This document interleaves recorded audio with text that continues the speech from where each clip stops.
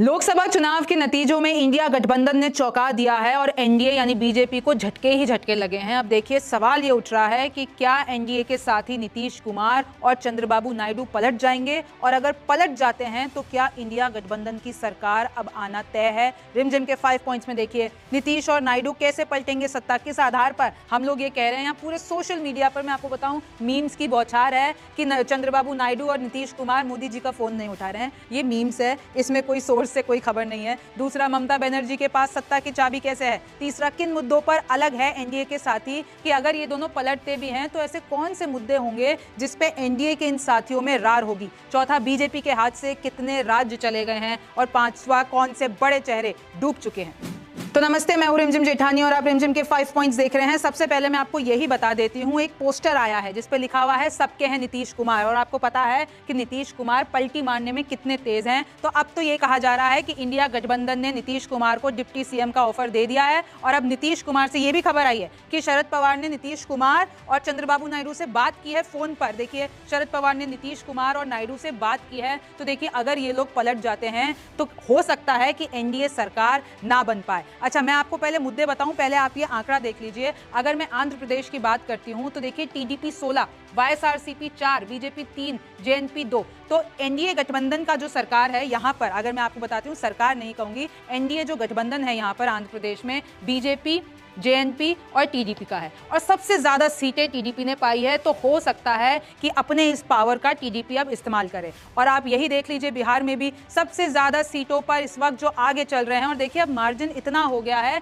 कि अब उसको क्रॉस कर पाना मुश्किल नहीं है। हालांकि ये रुझान है, अभी ये फाइनल नहीं है, लेकिन फिर भी मार्जिन इतना ज्यादा है कि इस गैप को पूरा कर पाना अब थोड़ा मुश्किल है। जेडीयू 14 पर आगे है, बीजेपी 12 पर, आरजेडी 4 पर, कांग्रेस 2 पर। आप देख रहे हैं कि इस बार तेजस्वी ने भी अपना खाता खोला है, कमाल किया है। हालांकि रुझान है, जेडीयू देख लीजिए 14, जबकि कम सीटों पर लड़ी थी बीजेपी से। तो अब हो सकता है कि नीतीश कुमार भी पलट जाएं। अच्छा, वो कौन से मुद्दे हो सकते हैं जिन पर इन लोगों की आपस में नहीं बनती है। जैसे आरक्षण और अल्पसंख्यकों का मुद्दा हो गया, उस पर नीतीश की अलग राय है बीजेपी से। वन नेशन वन इलेक्शन पर नीतीश की अलग राय है बीजेपी से। मुस्लिम आरक्षण पर नायडू की अलग राय है, किससे, बीजेपी से, क्योंकि उन्होंने अपने मैनिफेस्टो में मुस्लिम आरक्षण देने की बात कही थी और मोदी जी ने तो हर मन से यही कहा है कि धर्म के आधार पर आरक्षण नहीं मिलेगा। फिर मैं आगे आ जाती हूँ, यूनिफॉर्म सिविल कोड पर भी नीतीश नायडू एनडीए से अलग हैं, यानी कि बीजेपी से उनकी विचारधारा इस मामले पर अलग है। जातिगत जनगणना करने के लिए दबाव बना सकते हैं। भैया, दो बातें हो सकती है,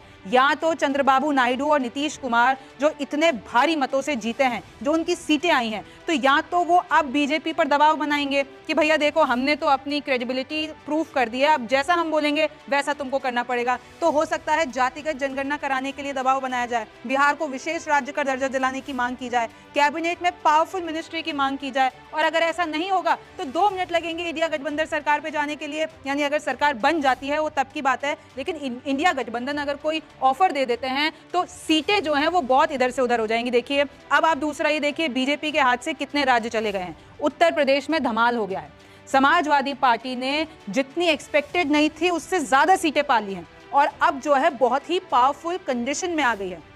चंडीगढ़ में मैं आपको बताती हूँ, ये देखिए, ये सारे राज्य मैंने उसमें लिख रखे हैं जो इंडिया गठबंधन के पास आ गए हैं। चंडीगढ़ में मनीष तिवारी जीत गए हैं। हरियाणा में भी एकदम जो है कांटे का मुकाबला है, 5 इधर और 5 इधर। लेकिन याद कीजिए, पिछली बार सारी की सारी सीटें बीजेपी ने जीती थी, तो बीजेपी को नुकसान हुआ है। केरल में इस बार राहुल गांधी की आंधी है, यानी वो वायनाड सीट तो जीत ही गए, लेकिन केरल में सबसे बड़ी पार्टी बन गई है कांग्रेस। लक्षद्वीप में भी कांग्रेस जीत गई है। महाराष्ट्र में देखेंगे, जहां पूरा कंफ्यूजन में स्टेट था, महाराष्ट्र में कांग्रेस आगे चल रही है। और मैं आपको बता दूं, एनडीए के साथी भी आगे चल रहे हैं। तो ऐसा ना हो कि जो शिंदे, अजीत पवार जो चले गए थे, क्योंकि वो तो पलटी मार ही देते हैं ना, तो कहीं ऐसा ना हो उद्धव, शिंदे सब एक हो जाए बीजेपी के खिलाफ। क्योंकि आपको भी पता है महाराष्ट्र में कितनी, ये जब सीट शेयरिंग वाला मामला हुआ था, कितनी रसाकसी हुई थी और आपस में सब लोग तपे हुए थे, यानी आपस में एक दूसरे को पसंद नहीं करते हैं। फिर आगे बढ़िए, मणिपुर में दोनों की दोनों सीटें कांग्रेस जीत गई है। तो पता चल गया है कि मणिपुर में जो पूरा आंदोलन हुआ था उस पर बीजेपी को झटका लगा है। कांग्रेस जीती है वहां पर अच्छे खासे मार्जिन से।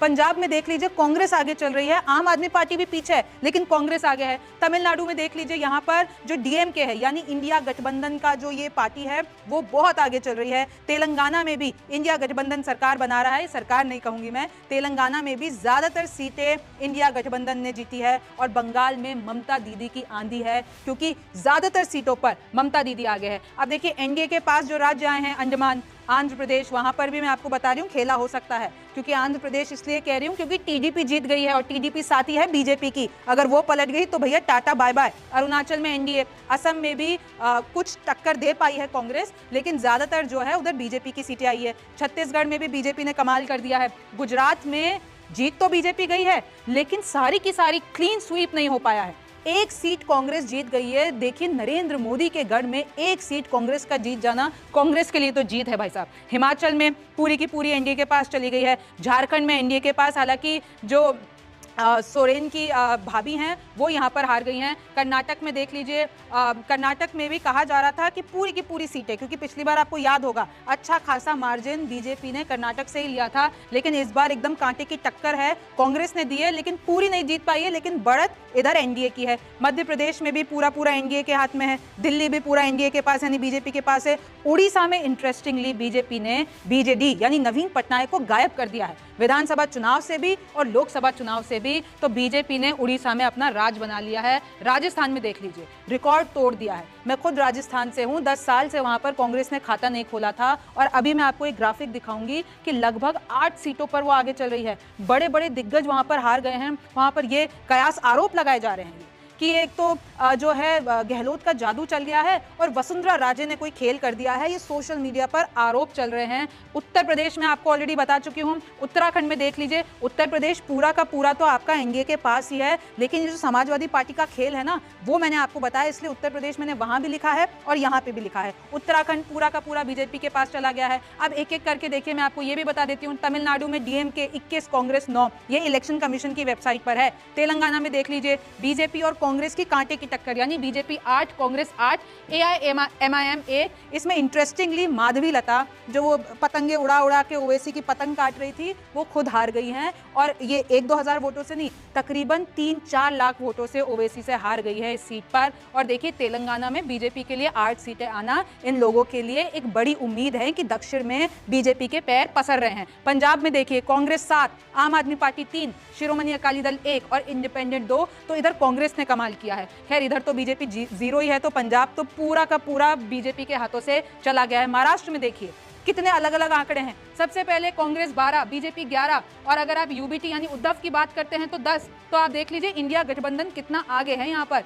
एनसीपी शरद पवार 7, तो अगर आप इनको जोड़ लीजिए 12, 10, 7, तो इंडिया गठबंधन की ताकत देखिए आप महाराष्ट्र में। यानी ये जो बीजेपी ने हमेशा कोशिश किया ना वहाँ पर चुनाव पलटने की, वहाँ पर सीटें पलटने की, रिसोर्ट पॉलिटिक्स खेलने की, इधर से पार्टियां तोड़ने की, एनसीपी तोड़ दी, उद्धव की पार्टी तोड़ दी यानी शिवसेना, तो अब जनता ने ये गुस्सा दिखाया है कहीं ना कहीं। इधर देखिए महाराष्ट्र में। फिर आइए राजस्थान में, मैं आपको बता रही थी 14 पे बीजेपी आगे और कांग्रेस 8 पर आगे, और यहाँ पर रविंद्र भाटी जो इस बार सोशल मीडिया पर बहुत ज्यादा फेमस थे वो हार चुके हैं। कर्नाटक में देखिए, इधर कर्नाटक में आपको बताती हूँ प्रज्वल रेवन्ना जिसके ऊपर रेप का, सेक्स स्कैंडल का सारे वो दोषी पाया गया है, तो वो भी यहाँ से हार गया है। बीजेपी 16, कांग्रेस 10 सीटें और जेडीएस के पास आई है 2 सीटें। अब देखिए कुछ मैं आपको ये स्क्रीनशॉट मैंने इसलिए लगाया है, आंध्र प्रदेश और उड़ीसा के भी नतीजे आए हैं, यानी अभी फाइनली नहीं आए हैं लेकिन आप आंकड़ा देख सकते हैं क्योंकि विधानसभा चुनाव के नतीजे थे। आंध्र प्रदेश में देखिए टीडीपी की लहर देखिए 133, जेएनपी 21, बीजेपी 8, तो यहाँ पर भी जादू चल गया है आंध्र प्रदेश में।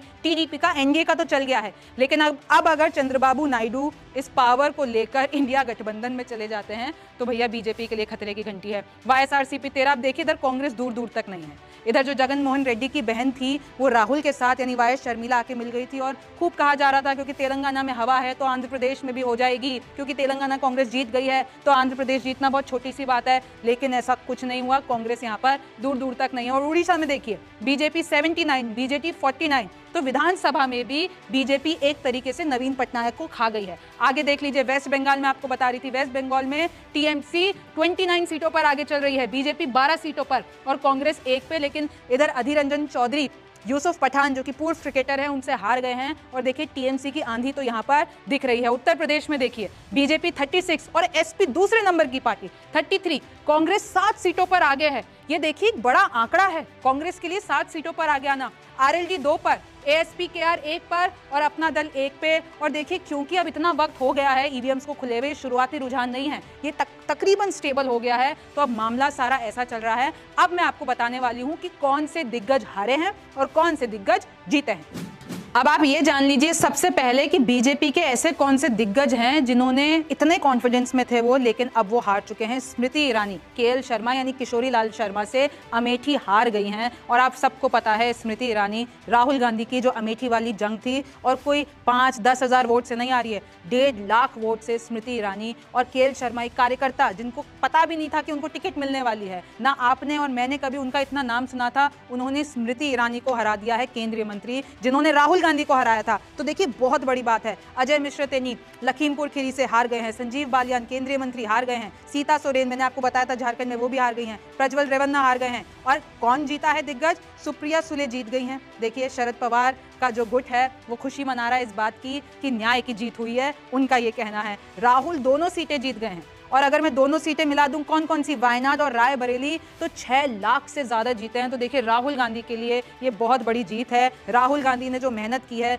वो इधर नतीजों में दिख गई है। पूर्णिया सीट से इंटरेस्टिंगली ये जो निर्दलीय पप्पू यादव है वो भी चुनाव जीत गए हैं। रामनगरी फैजाबाद में सपा जीत गई है। देखिए अयोध्या का क्षेत्र है वो फैजाबाद, उधर आप यकीन मानिए समाजवादी पार्टी जीत गई है, जबकि राम मंदिर वहां पे सबसे प्रबल मुद्दा था। राम मंदिर बनवाया बीजेपी ने, ऐसा कहा जाता है, इसलिए ही जितने भी इंडिया गठबंधन वाले गए नहीं थे। और उसके बाद देखिए फैजाबाद में समाजवादी पार्टी जीत गई है। अब कौन कौन, पहले तो राजस्थान की बात कर देती हूँ फिर से कि बीजेपी से कौन कौन हारा। कैलाश चौधरी, महेंद्र नाथ पांडे सारे केंद्रीय मंत्री हैं। कौशल किशोर, फिर आप बिहार में देख लीजिए उपेंद्र कुशवाहा, अन्ना मलाई साउथ से, दक्षिण से जो हीरो बताए जा रहे थे बीजेपी के, वो भी हार गए हैं। बघेल, भूपेश बघेल और दिग्विजय सिंह यानी दिग्गज कांग्रेस के नेता, वो लोग हार गए हैं। कन्हैया कुमार हार गए हैं। सोमनाथ भारती हार गए हैं। फिर आगे देखिए रामकृपाल यादव बीजेपी के हार गए हैं। अधीर रंजन चौधरी कांग्रेस के हार गए हैं। वैभव गहलोत के जो छोटे बेटे हैं वो हार गए हैं। रविंद्र भाटी मैं आपको बता चुकी हूँ जो इंस्टाग्राम पे और सोशल मीडिया पे बहुत वायरल थे, हार गए हैं। प्रताप सिंह खाचरियास जयपुर से हार गए हैं। और मंजू शर्मा वहां से जयपुर से जीत गई है। और कंगना रनौत की जीत हो गई है। इस मोदी लहर में कंगना रनौत की जीत हो गई है। और वहां से जो विक्रमादित्य थे यानी दशकों से या सालों से उनके घर का, उनके घराने का उस सीट पर इतना दबदबा था, लेकिन कंगना रनौत मुंबई से आई और उनको हरा के चली गई है। अखिलेश यादव, डिंपल यादव जीत गई हैं। अखिलेश यादव जीत गए हैं, डिंपल यादव जीत गई हैं। पवन सिंह काराकाट से, उन्होंने तो इतना जो है झोल किया, पहले बीजेपी की टिकट टुकराई, फिर उसके बाद जाके इंडिपेंडेंट लड़े, फिर दे इतने बड़े बड़े भाषण, दे बड़े बड़े कैंपेन, अब वो हार गए हैं। अमरावती से नवनीत राणा हार गई है। हैदराबाद से माधवी लता हार गई है। ओवैसी जीत गए हैं। रावण कह रही हूँ, जो इनका पूरा नाम है रावण, उनको शॉर्ट फॉर्म में कहा जाता है, लेकिन उनको पसंद नहीं है कहा जाए। चंद्रशेखर आजाद जीत गए हैं खुद की ही पार्टी से। गुजरात में एक सीट कांग्रेस जीत गई है, मैं आपको बता चुकी हूँ। और मेनका गांधी जो कि वरुण गांधी की माताश्री हैं, वो भी हार गई हैं। और अगर मैं आपको कुछ कांग्रेस के दिग्गज के नाम गिनवा देती हूँ, मैं आपके लिए लिखकर लेकर आई हूँ कौन कौन जीत गया है। रोहतक से दीपेंद्र सिंह हुड्डा जीत गए हैं। वायनाड से राहुल जीत गए, मैं आपको बता चुकी हूँ। केसी वेणुगोपाल जीत गए हैं। शशि थरूर जीत गए हैं। चुरू से राहुल कासवान बहुत आगे चल रहे हैं। सहारनपुर से इमरान मसूद इतना आगे चल रहे हैं कि अब उनकी जीत आप पक्की मानिए। और जितने भी मैंने अभी आपको जीत हार बताए हैं, देखिए इलेक्शन कमीशन की वेबसाइट पे थोड़ा लेट अपडेट होता है, लेकिन मैं आपको सारे मार्जिन देखकर बता रही हूँ। मार्जिन इतना बड़ा है कि अब ऐसे वक्त पे उसको पूरा कर पाना बिल्कुल भी मुमकिन नहीं है। अमरोहा से दानिश अली बहुत आगे चल रहे हैं। मनीष तिवारी चंडीगढ़ से जीत गए हैं। चन्नी जालंधर से जीत गए हैं। और इधर मैं आपको बताती हूँ तेजस्वी यादव की बहन मीसा भारती भी ऑलमोस्ट आप समझिए जीत ही गई हैं। अब देखिए इस बार खेला तो हुआ है, एग्जिट पोल सारे फेल तो हुए हैं, चाहे वो टुडेज चाणक्य हो, चाहे वो एक्सिस माई इंडिया हो। सोशल मीडिया पर अगर आप थोड़े से भी एक्टिव हो तो आपको पता चलेगा कि कैसे एक्सिस माई इंडिया के जो एमडी हैं, जो उसको चलाते हैं, उनके तो आंसू भी आ गए ऑन एयर पे। तो देखिए मामला पूरा पलट गया है। अब जो है अगर आप देखेंगे लोकतंत्र के हिसाब से, अब तो कांग्रेस तो यही कह रही है कि लोकतंत्र की जीत हो गई है, लेकिन कांग्रेस से फिर ये भी सवाल आता है कि जब आप इतना चुनाव आयोग पे सवाल उठाते हो, ईवीएम पे सवाल उठाते हो, इसी ईवीएम ने आज आपको इतनी सीटें दे दी है। अगर सच में ये सारी जो है मोदी जी के अंडर चल रही होती तो आज ऐसा तो देखने को नहीं मिलता। खैर, अब बहुत सी चीजें होने वाली है। देखिए, जब एग्जिट पोल आया था तब तो लग रहा था कि भैया एक तरफा चुनाव है, 400 पार है, और हमने खुद ने मान लिया था। लेकिन आज जो नतीजे आए हैं उससे सबका दिमाग घूम गया है और अब देश में एक नए तरीके की राजनीति शुरू होगी। आप अपडेट के लिए न्यूज़ 24 देखते रहिए, रिमझिम के 5 पॉइंट्स देखते रहिए। मैं हूं रिमझिम जेठानी, फिर मुलाकात होगी।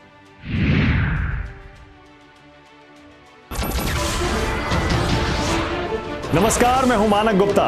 अगर आपको हमारा ये वीडियो पसंद आया हो तो इसे लाइक और शेयर जरूर करें, और हाँ, हमें सब्सक्राइब और फॉलो करना ना भूलें ताकि आप देश और दुनिया की कोई खबर मिस ना करें। तो जुड़े रहिए हमारे साथ और देखते रहिए न्यूज़ 24।